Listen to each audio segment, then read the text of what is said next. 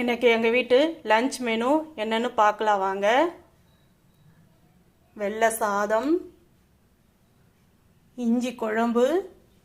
இஞ்சி குழம்போட full video முன்னாடியே என்னுடைய சேனலில் போட்டிருக்கேன், அங்கே போய் பார்த்துக்குங்க. கோல்டுக்கு ரொம்ப நல்லது. இதே மெத்தடில் செஞ்சு பாருங்கள், ரொம்ப டேஸ்ட்டாக இருக்கும்.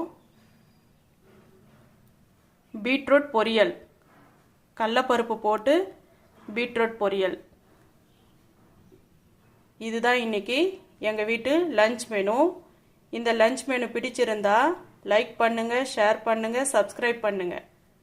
தேங்க்யூ.